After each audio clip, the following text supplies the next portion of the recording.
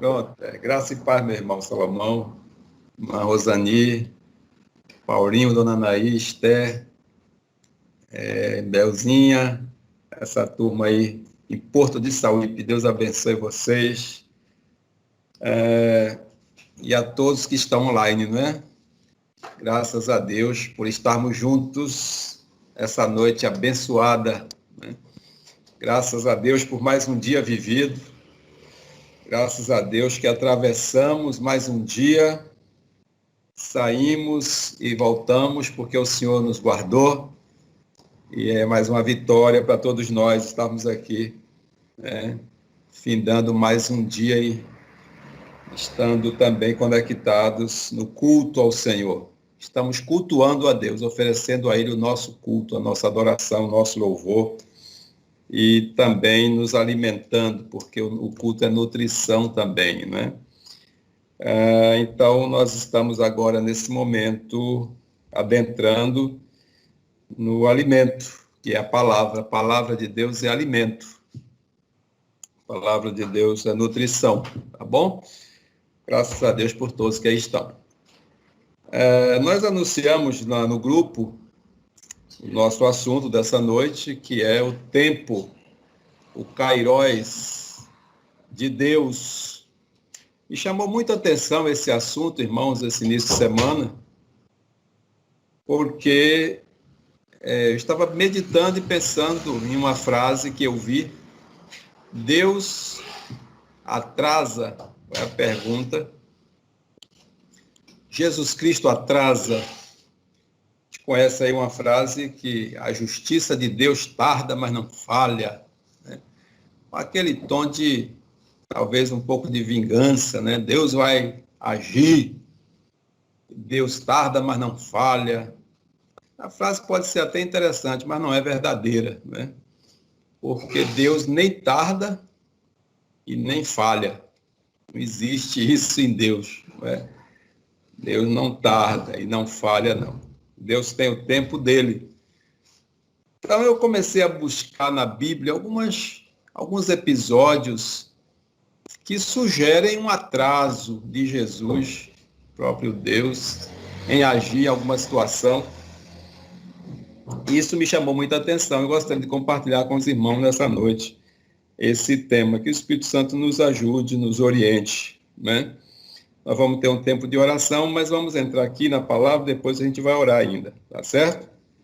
Eu vou pedir que você abra a Bíblia em Marcos, no capítulo 5, Evangelho, segundo escreveu, Evangelho de Jesus Cristo, né? Segundo escreveu nosso irmão João Marcos, capítulo 5,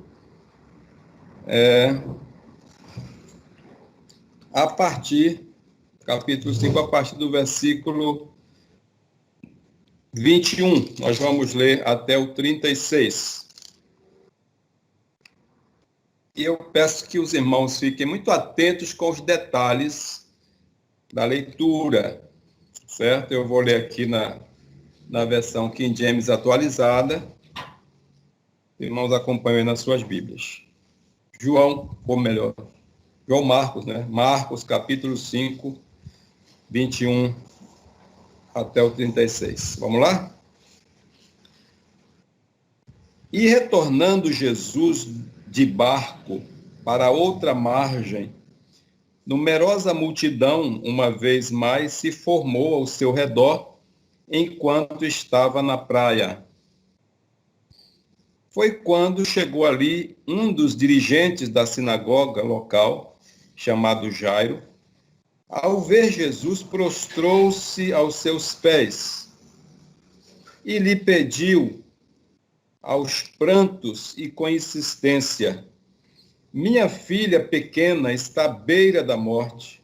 Vem e põe tuas mãos sobre ela para que seja curada e viva. Então Jesus foi com ele.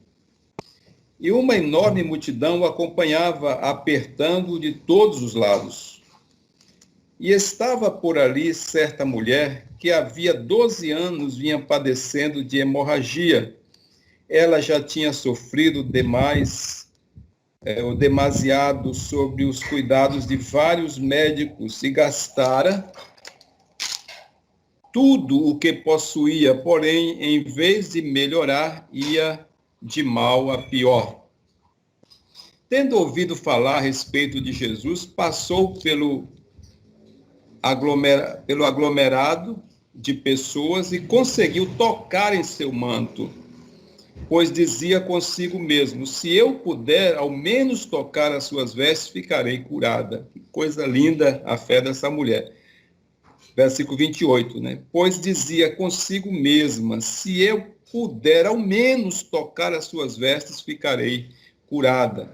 E naquele instante lhe estancou a hemorragia e a mulher sentiu em seu corpo que estava liberta do seu sofrimento. No mesmo momento, ao sentir que do seu interior fora liberado poder, Jesus, virando-se em meio à multidão, inquiriu: quem tocou em meu manto?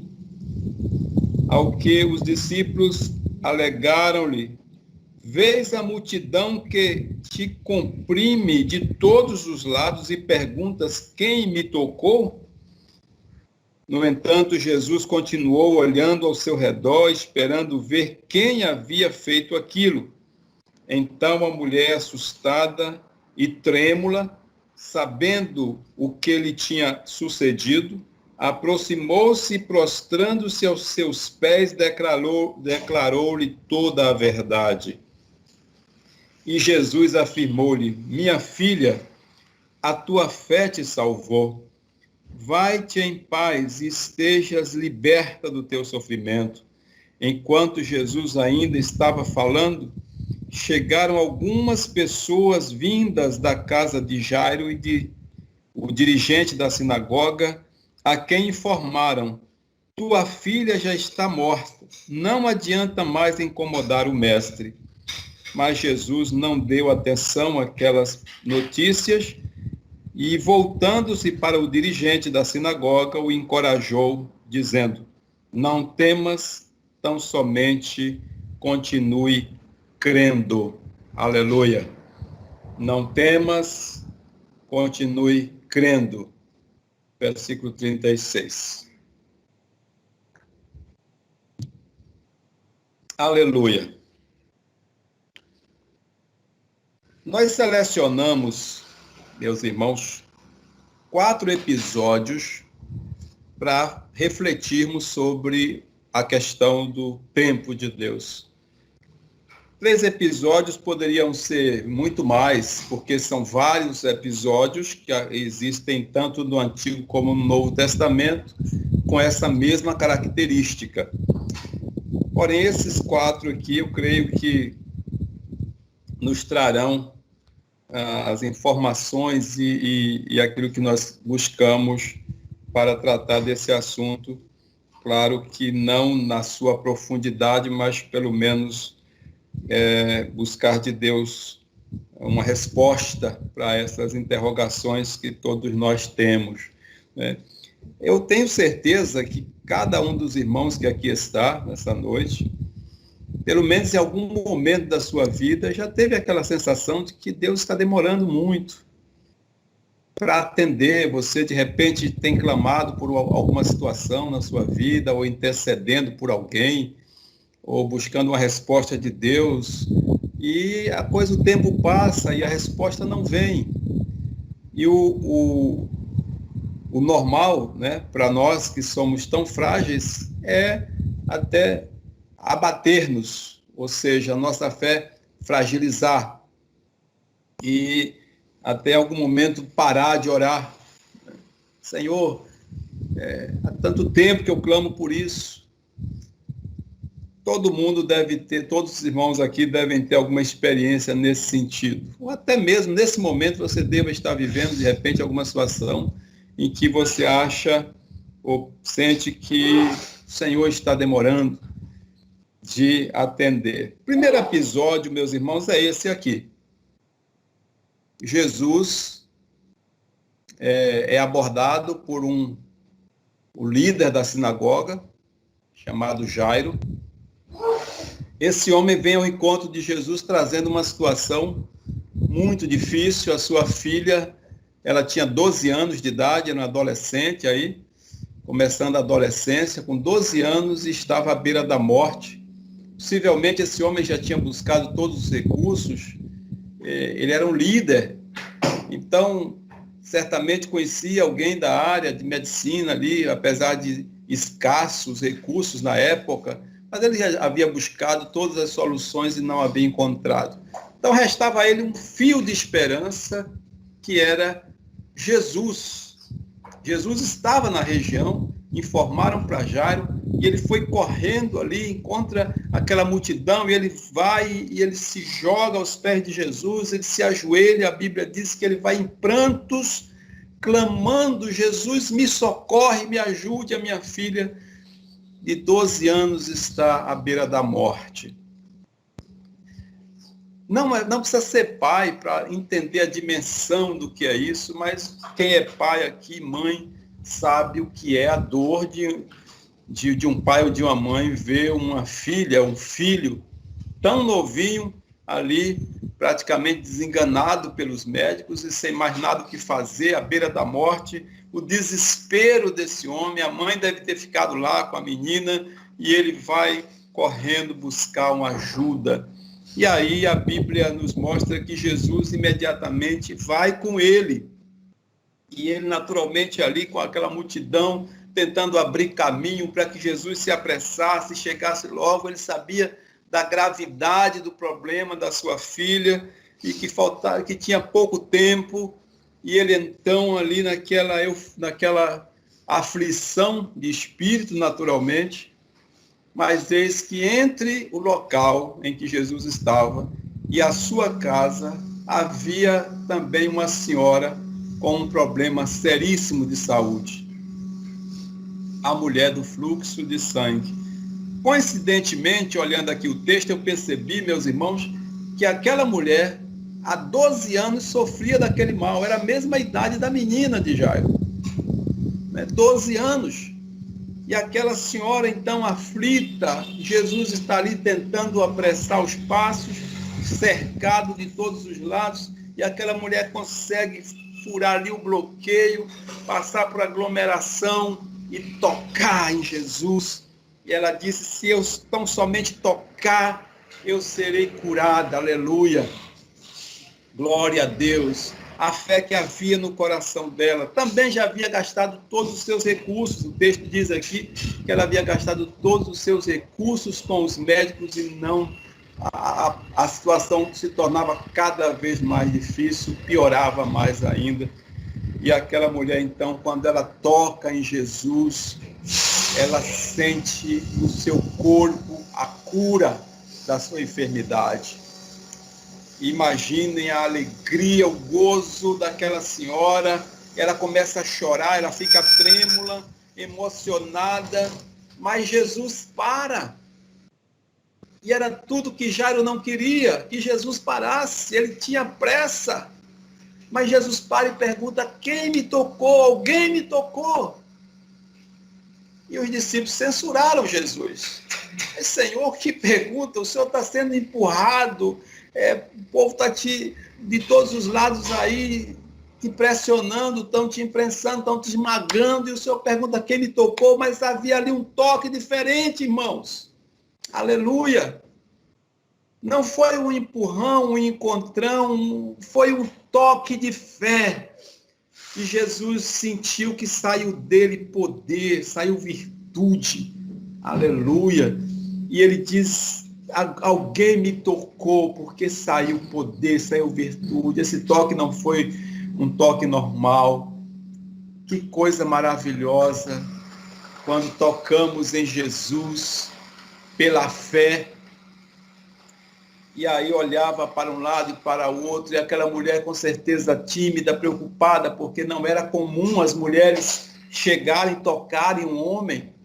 Não era comum. Havia certamente ali algumas regras para isso. A cultura judaica não permitia esses contatos. Não é como a gente faz. Mas aquela mulher se aproxima de Jesus e conta toda a sua história. meus irmãos, e Jesus então enaltece a fé daquela mulher, e aqui no versículo 34, Jesus afirmou-lhe: minha filha, a tua fé te salvou. Vai-te em paz, estejas liberta desse teu sofrimento. Glórias ao Senhor. E aquela mulher, meus amados, ficou completamente curada. Só que enquanto Jesus conversava com ela, de repente chegam os mensageiros da casa de Jairo e informam para Jairo: não incomodes mais o mestre, não tem mais o que fazer, a tua filha acaba de falecer. Meus irmãos, que golpe, que dor, que notícia terrível. E aquele homem certamente desaba de tristeza, de angústia. De repente, se aquela mulher não tivesse ali se colocado no caminho, Jesus podia ter chegado lá e agora não tem mais jeito aos olhos dele. Mas Jesus dá uma palavra para esse homem. Versículo 35, enquanto Jesus ainda estava falando, chegaram algumas pessoas vindas da casa de Jairo e o dirigente da sinagoga, a quem informaram: tua filha já está morta, não adianta mais incomodar o mestre. Mas Jesus não deu atenção àquela notícia. Jesus, voltando-se para o dirigente da sinagoga, o encorajou: não temas, tão somente continue crendo. Meus irmãos, é como se Jesus dissesse para Jairo: isso não quer dizer nada, continua crendo, continua com a tua fé ativa. Meus irmãos, a fé de Jairo e a nossa fé, ela tem que ser aquela fé que continua. Não é aquela fé que para, não é aquela fé que se limita, mas é uma fé que continua. Mesmo quando tudo parece impossível, a nossa fé tem que continuar. E Jesus vai até a casa de Jairo. Jesus não se detém, ele continua.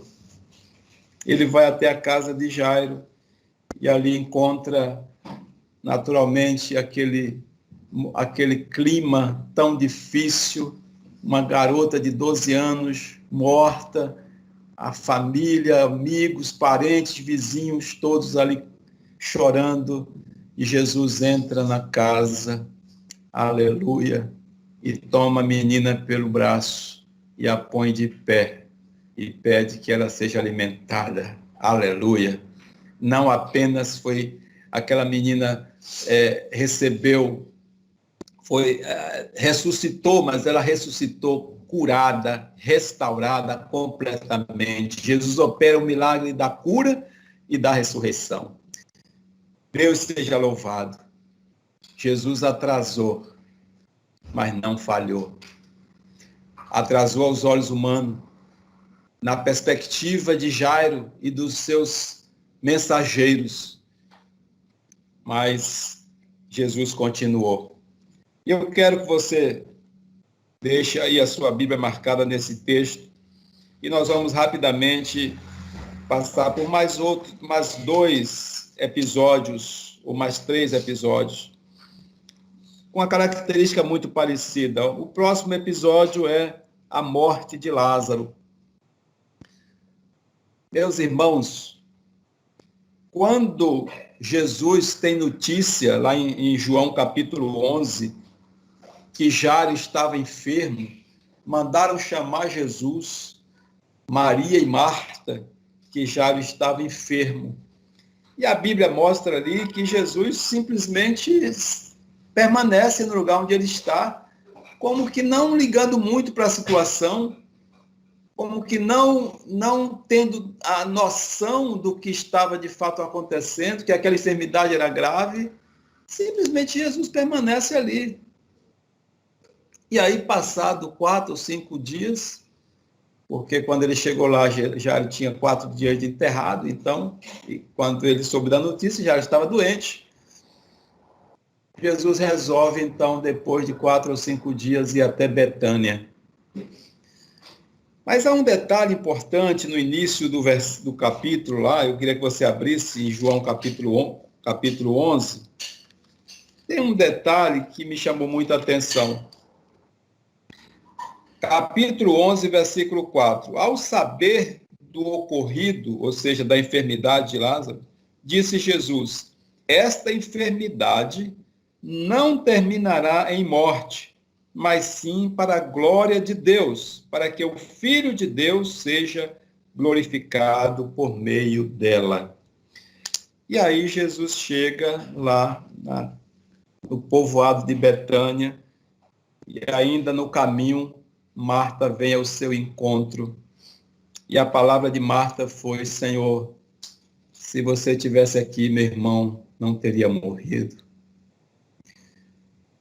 Possivelmente, o grupo que estava com Jesus não tinha nem informação de que Lázaro estava morto, porque naquele tempo não tinha os recursos que nós temos hoje, um celular, uma outra comunicação rápida. Então, Jesus já sabia de tudo, mas os discípulos dele ficaram surpresos. E agora? E Marta fala dessa forma. É como se ela dissesse, usando uma linguagem nossa: Senhor, não leve a mal não, mas por que o Senhor demorou tanto? Porque se o Senhor estivesse aqui, eu creio que o Senhor teria dado um jeito. Mas o Senhor chega agora. E aí Jesus manda chamar Maria, e Maria vem e fala a mesma coisa. Marta, no versículo 32, aliás, Marta no versículo 21, e Maria, no versículo 32, também censura o atraso de Jesus. Senhor, se você estivesse aqui, meu irmão não teria morrido. E aí, quando Jesus contempla aquele cenário de desolação, e Jesus sente no seu íntimo a crueldade, a tirania da morte, Jesus chora também. Porque, meus irmãos, a morte é algo pesado. Nós não fomos criados para ela. Ninguém se acostuma com a realidade da morte. E é um momento de muita comoção, a perda, a separação do ente querido. E quando Jesus sente, Jesus também tinha emoção. Claro que Jesus não era tomado pela emoção, não perdia o controle, não se desestabilizava com a emoção. Mas ao contemplar a tirania da morte, a crueldade, a forma como ela pega as pessoas, e aí Jesus se dirige ao sepulcro. E aqui o versículo 40 tem algo, meus irmãos, tremendo, porque Jesus manda tirar a pedra e as pessoas não querem fazer isso. Já cheira mal, não tem como, são 4 dias, mas o Senhor Jesus ordena que tire a pedra e ele declara, encorajando Jesus: eu não te falei que se creres verás a glória de Deus? Aleluia. Meus irmãos, guarde essa palavra no seu coração nessa noite. Se creres, verás a glória de Deus. É quando nós cremos que nós vemos a manifestação do poder de Deus. E aí, mais uma vez, trago aquela palavra lá do início, a fé que continua, mesmo depois da morte, porque o próprio Jesus diz aqui nesse texto: aquele que crê em mim, ainda que esteja morto, viverá. Então, essa é a fé que continua. É aquela fé de Abraão, que creu, lá no capítulo 11 de Hebreus, Abraão creu que mesmo seu filho morto, Deus era poderoso para ressuscitar e cumprir a promessa. Jesus atrasou aos olhos de Marta e de Maria, mas Jesus continuou. Esse é o segundo episódio do tempo de Deus. E o terceiro episódio, a mulher cananeia. Também uma questão de família, meus irmãos. Observem que esses 3 episódios são situações dentro do contexto da família. a filha de Jairo, o irmão de Marta e Maria, Lázaro, e agora essa mulher, no capítulo 15 de Mateus, ela se aproxima de Jesus, ela era cirofenícia, de origem grega, naturalmente não era uma pessoa desprezível, ela vinha a sua região, seu país era um país importante, um dos países mais relevantes da sua época, Grécia, e ela era de origem grega, mas aquela mulher também estava diante de um problema que não havia solução. A sua filha estava atormentada por um espírito maligno e ela já tinha feito de tudo, não conseguia solução. E ela vai até Jesus. Ela era uma estrangeira, mas ela vai até Jesus. Ela sabe que Jesus está ali naquela região e ela vai ao encontro de Jesus. E ali aquela mulher se joga aos pés de Jesus, clamando aos prantos: Senhor, pelo amor de Deus, me ajuda. A minha filha está miseravelmente endemoniada. Me socorre. E, meus irmãos, acontece algo estranho. A Bíblia diz ali que Jesus não dá uma palavra. Jesus silencia. E nós colocamos lá no grupo, como é que eu lido com o silêncio de Deus? Porque, às vezes, as pessoas silenciam porque elas não têm o que fazer. Às vezes você compartilha uma situação com alguém, mas esse alguém não tem o que fazer, ele não tem recurso, ele simplesmente silencia. Não posso fazer nada, não sei o que fazer. Mas aquela mulher só tinha Jesus para recorrer. Ela não tinha mais nenhuma solução em lugar nenhum.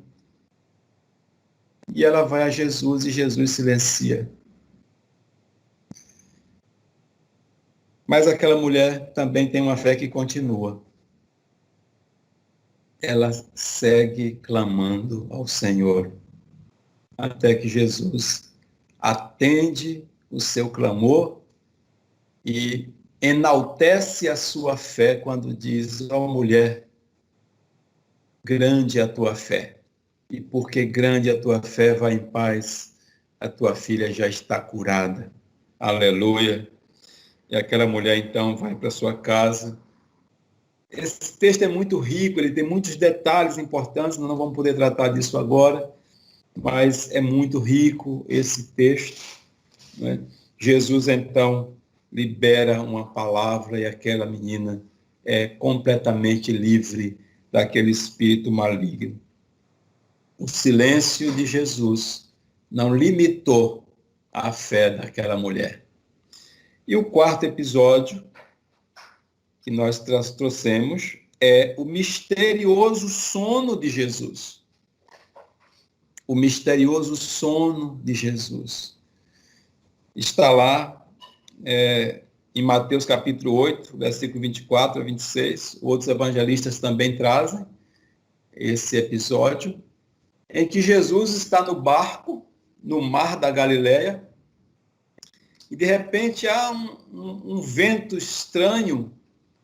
Aqueles marujos, aqueles homens, eles conheciam de mar, de clima, de tudo. Eles não iriam lançar o barco ali, sabendo que o clima não era favorável, mas aquele vento não se mostrava, não houve um aviso prévio, foi de repente. Então, cremos que foi proposital aquela ação sobrenatural. De repente, o vento bate e aquele barco começa a jogar de um lado, do outro. Os irmãos que já atravessaram aí a ilha de lancha sabem mais ou menos o que é isso. E as pessoas enfrentam, às vezes, verdadeiros pânicos ali com aquelas embarcações. Mas a embarcação dos discípulos era mais frágil ainda. Era menor ainda. E a Bíblia diz lá que a água começou a entrar no barco. E eles, então, entraram em pânico. Vamos perecer, o barco vai afundar. E, por incrível que pareça, Jesus está dormindo. Como é que alguém consegue dormir em uma situação dessa? É possível, é normal aquele sono de Jesus, com o barco daquela condição, o mar batendo daquele jeito, aquele vento, aquela agonia, aquele pânico, todo mundo em desespero e alguém poder estar dormindo? Claro que não é possível. E eles então vão até Jesus e o acordam e até censuram também. Não é possível, Senhor. Não se te dá que pereçamos? Será que o Senhor não percebe que nós estamos em perigo eminente de morte aqui? E Jesus censura aquele desespero e os chama de homens de pouca fé.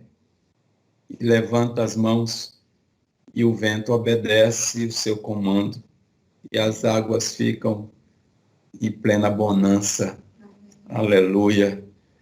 Ó mestre, o mar se revolta, as ondas nos dão pavor, o céu se reveste de trevas, não temos um salvador, foi aquilo que eles declararam. Mas as ondas atendem ao teu mandar. Sossegai, sossegai. Convosco estou para vos salvar, sossegai. É o hino do cantor cristão. Então, meus irmãos, são esses 4 episódios que sugerem um atraso de Jesus, ou um silêncio de Jesus, ou um Jesus indiferente. Mas será que foi isso que aconteceu? Então, eu fiz algumas perguntas aqui aos textos, né? O que Jesus queria ensinar com estes estranhos comportamentos ali de Jairo? E Jesus demora, ele para, de repente Lázaro morto, Jesus fica mais 3, 4 dias para ir atender. Aquela mulher clama daquele sofrimento e Jesus simplesmente silencia, como também silenciou no caso da mulher adúltera. As pessoas estavam ali a ponto de apedrejar e Jesus não fala nada. Depois ele fala. O que é que Jesus está querendo nos ensinar, meus irmãos, com esses comportamentos estranhos? Então, nós descobrimos aqui algumas respostas no próprio texto, ou nos textos. A primeira coisa que eu descobri aqui, meus amados, em todos esses episódios, há claramente uma prova da nossa fé.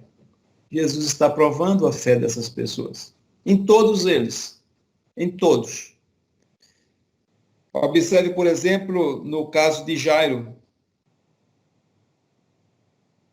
Chega a notícia e eles dizem, não adianta mais incomodar o mestre.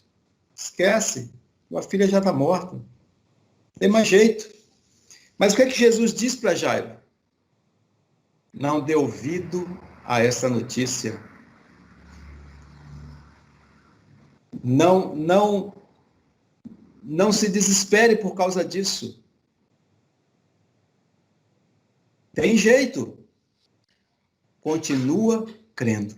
Essa foi a palavra de Jesus para Jairo. Continua crendo. Aleluia. Amado irmão e irmã, essa é a palavra de Deus para você também. Continua crendo. Porque Deus não está alheio, Deus não está ignorando a situação. Continua crendo. Que a tua fé seja aquela fé que continua. Ah, mas já morreu, mas continua. Há um ditado muito comum aí, né, que só não tem jeito para a morte. Isso não se aplica a você, porque você tem o Senhor da vida, que é Jesus. Amém? Então, para Jesus não existe essa coisa de não tem jeito, porque para ele tem jeito para a morte física e tem jeito para a morte espiritual.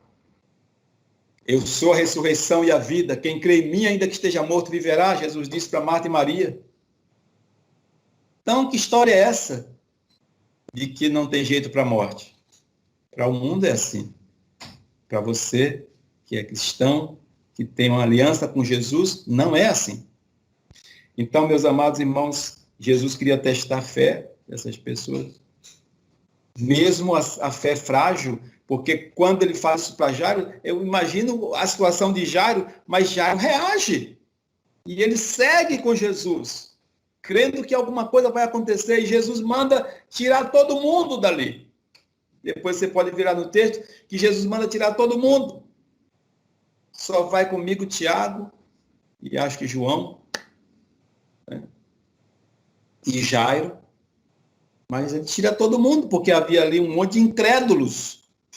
A Bíblia diz aí também no texto que quando Jesus chega, as pessoas começam a zombar de Jesus, a rir até dele. E ele está dizendo que a menina está dormindo. Ele não sabe de nada. Ele está perdido. Ele se atrasa, ele diz que a menina está dormindo, a menina morreu, gente. Essa é a voz da derrota, a voz do fracasso.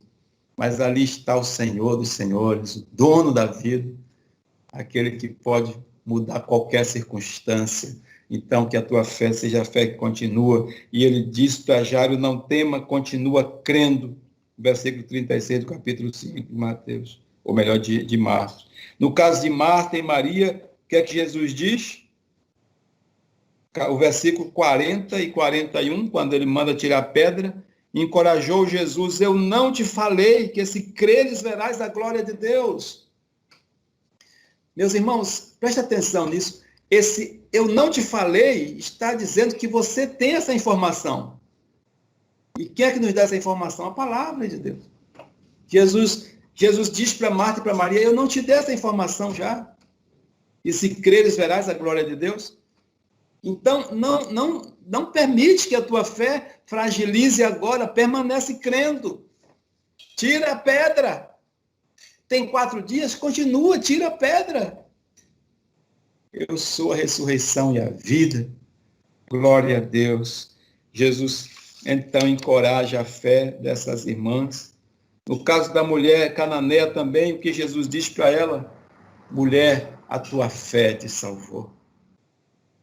Se aquela mulher desiste, Jesus usou uma figura que só é um estudo para explicar isso aos irmãos, mas quando Jesus diz, eu não vim para...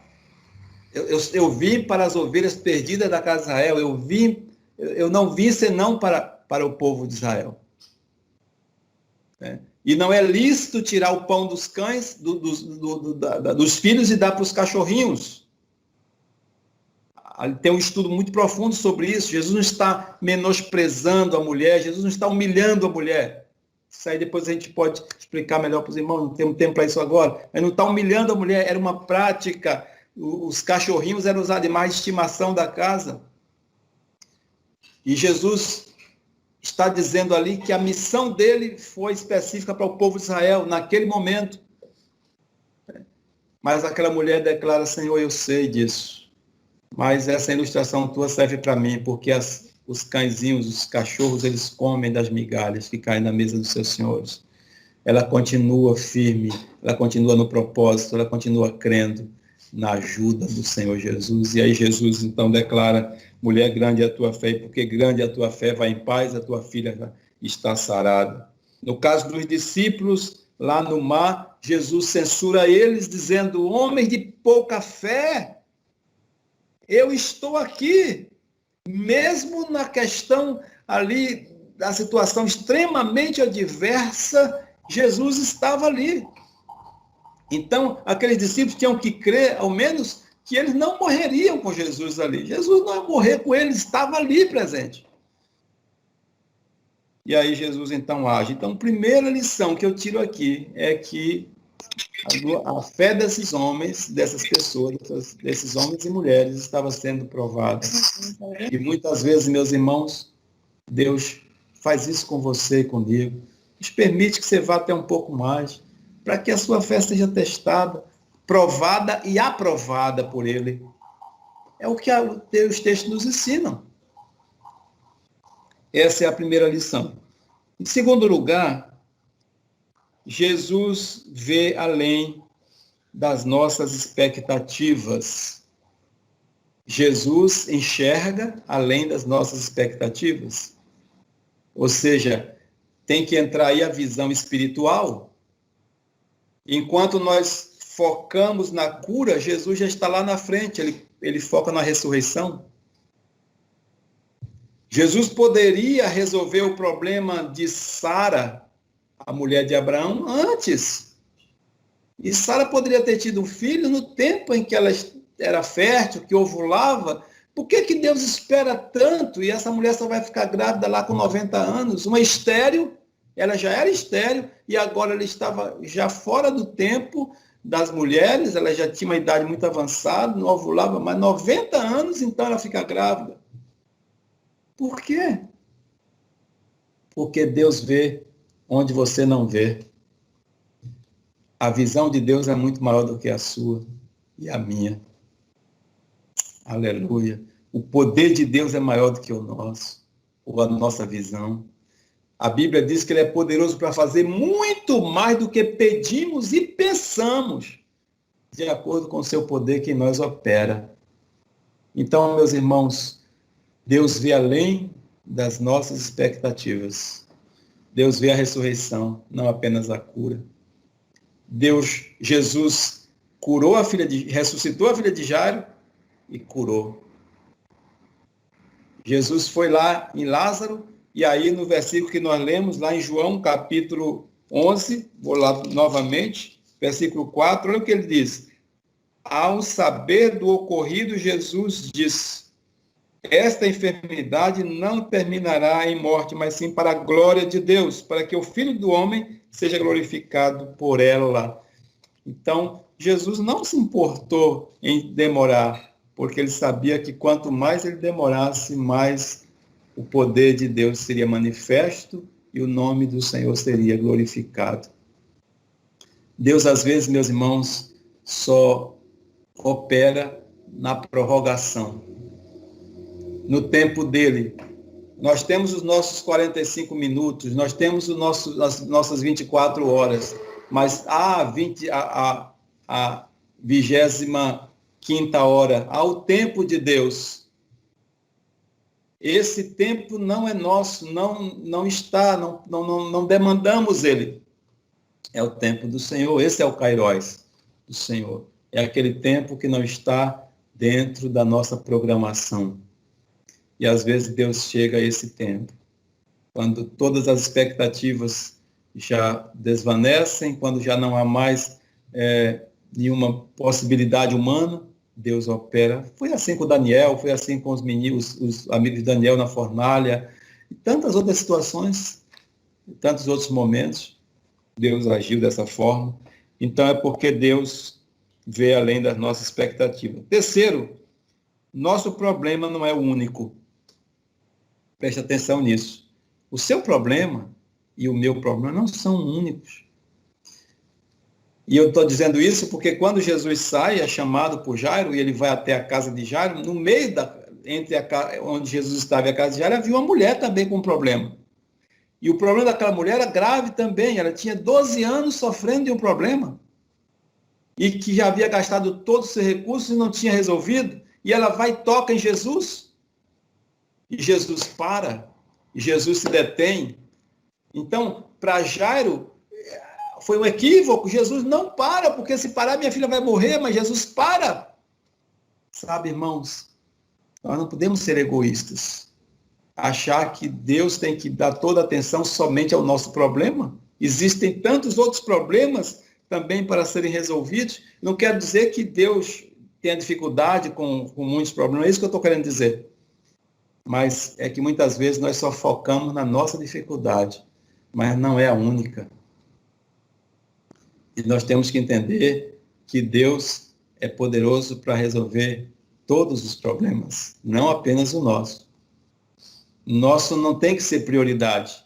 O nosso tem que estar na agenda do Senhor. Amém? O seu problema não é o único e não pode ser prioridade. Ele está na agenda de Jesus. Jairo estava na agenda de compromisso de Jesus. Mas ele tinha que atender uma outra situação ali. E ele atendeu. E a bênção aconteceu aí de forma muito maior ainda. Em terceiro lugar, nós vimos aí que o nosso problema não é o único. Em quarto lugar, a quarta lição. Jesus tem sempre o controle das situações, nada foge ao seu controle, irmãos. Jesus não está indiferente ou ignorando. No caso ali dos discípulos, a mesma inquietação dos discípulos, o mesmo pânico dos discípulos é o nosso. É bom a gente entender isso. Às vezes você pode censurar os discípulos ali, mas como é que pode? Eles não tiveram fé, Jesus estava com eles ali. Jesus está com você também, você entra em pânico. Os discípulos estavam ali só preocupados com a vida deles. Eles não vão morrer. Mas Jesus está com eles ali. Meus amados irmãos, Deus nunca perdeu o controle das situações. Tudo está debaixo do seu controle, do seu domínio. Aleluia. Deus não perdeu o controle. Deus está no comando. Às vezes nós falamos isso, mas falamos assim, de forma mecânica. Deus está no controle, Deus está no comando. Mas será que está mesmo para nós? Será que nós estamos submetendo as circunstâncias, as situações ao controle de Deus? Os discípulos acharam que Jesus estava no controle. Até nós usamos essa frase, né? Jesus está no barco, não é? Deus está no barco. Mas, meus irmãos, é muito sério. Eu lembro muito do Salmo 46. Salmo 46 diz assim: aquietai-vos e sabei que eu sou Deus. É o que aquele puritano lá do século XVI ou XVII, não me lembro bem, deixa Deus ser Deus. Então, meus amados, Deus não está, não se regula, não está engessado por nossas aflições. Nossas aflições não mudam o propósito de Deus. Aliás, às vezes Deus não resolve a circunstância, não muda a circunstância, porque Ele quer mudar o seu coração. A sua percepção a respeito da situação. Entendeu? Mas nós queremos que Jesus resolva do nosso jeito. Jairo pensou de uma forma. Jesus deixou que a menina morresse e foi lá. Marta e Maria queriam que Jesus fosse de imediato. Jesus demorou 4 dias e foi lá. E o milagre foi muito maior.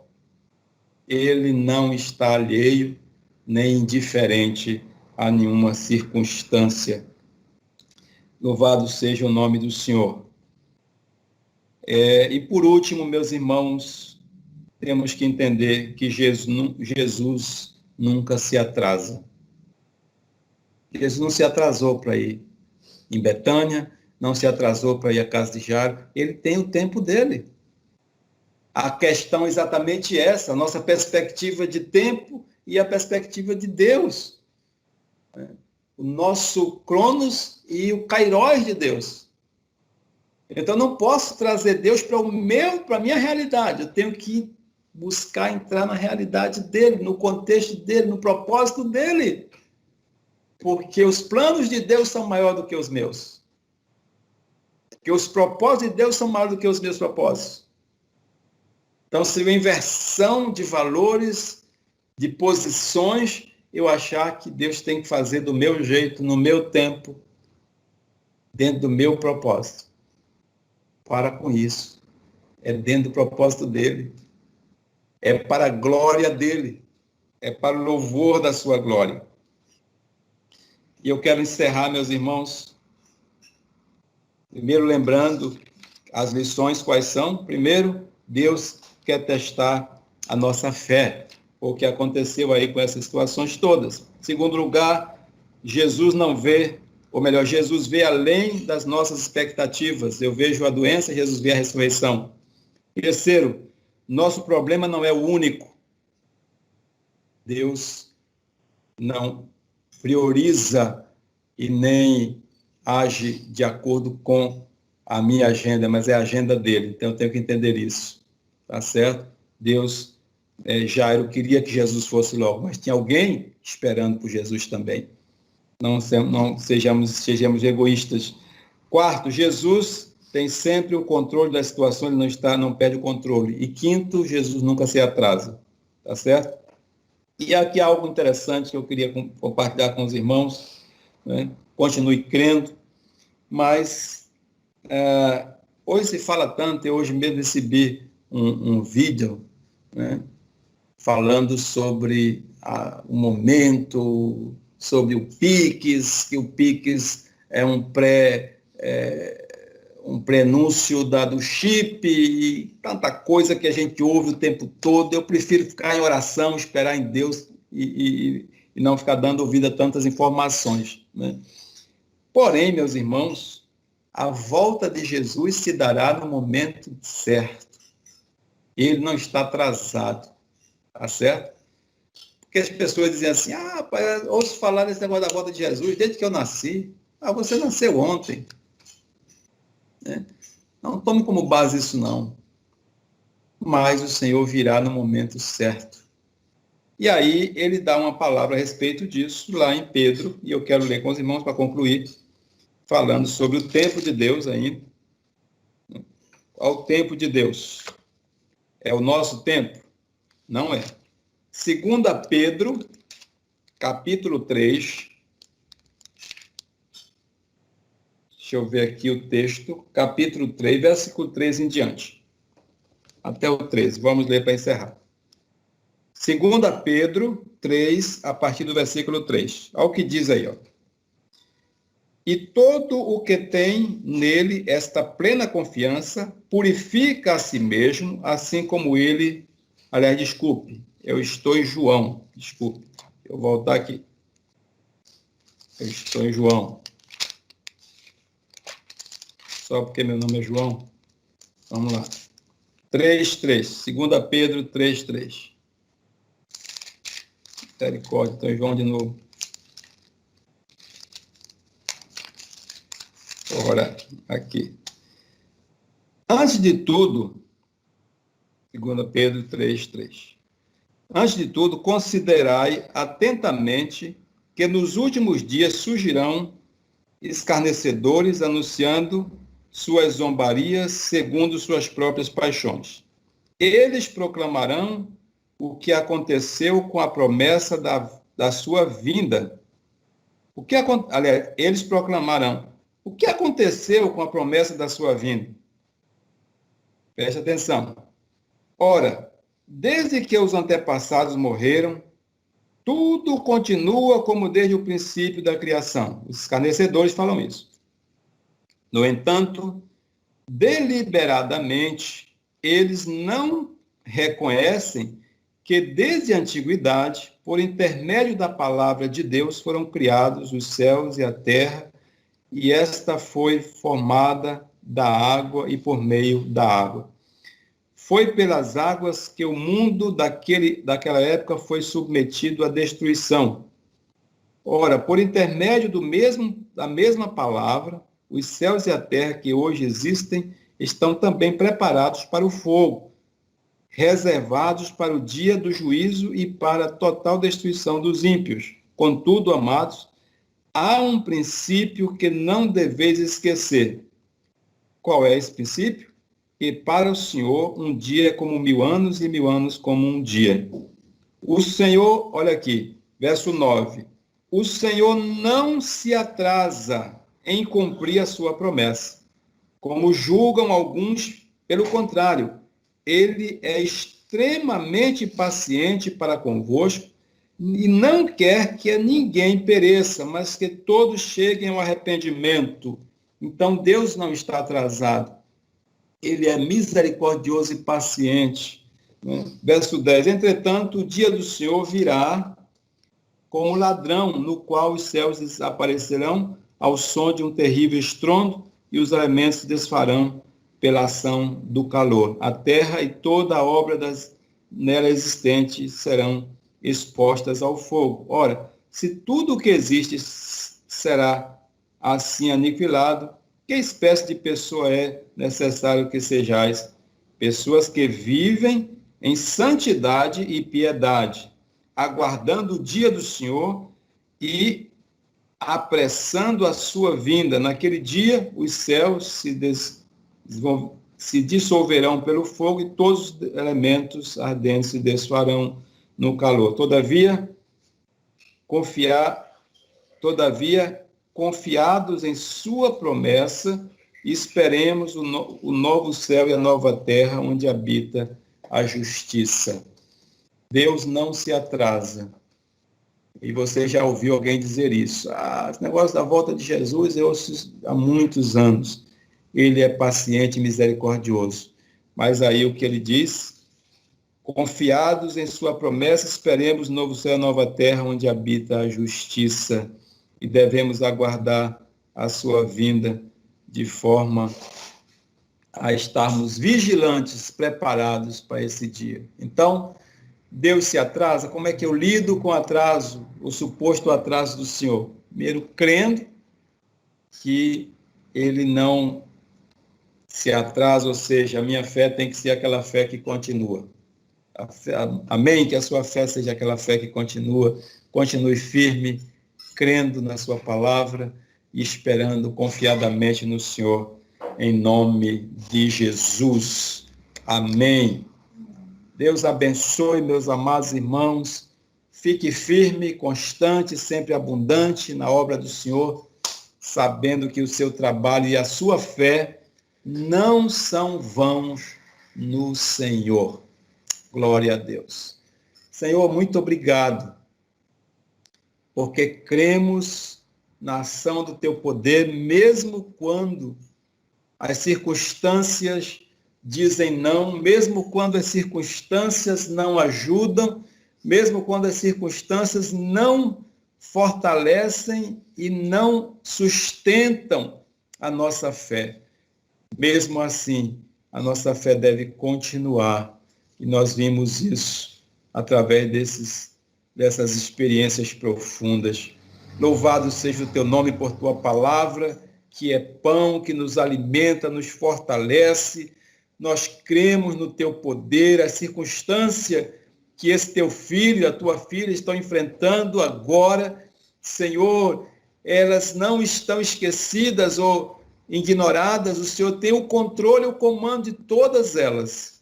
Pedimos a tua bênção, ó Pai, fortalece, aviva e renova a fé, aviva a tua igreja nesse tempo, Senhor, que a tua igreja seja uma igreja viva, uma igreja ativa, uma igreja com a fé ativa no Senhor, mesmo nas circunstâncias de morte que tantas vezes nos deparamos, mas o Senhor é o dono da vida, nós cremos na ação de teu poder. Aceita a nossa gratidão, perdoa as nossas falhas, quando a nossa fé tantas vezes fica fragilizada, Senhor, perdoa-nos e dá-nos a tua graça. Nós te pedimos, te agradecemos e oramos em nome de Jesus. Amém e amém. Glória a Deus. Aleluia. Que o Senhor te abençoe e te guarde. Que o Senhor faça resplandecer o seu rosto sobre ti, tenha misericórdia de ti, fortaleça a tua fé. Que o Senhor sobre ti levante o seu rosto e te dê a paz. Aleluia. Deus seja louvado, irmãos.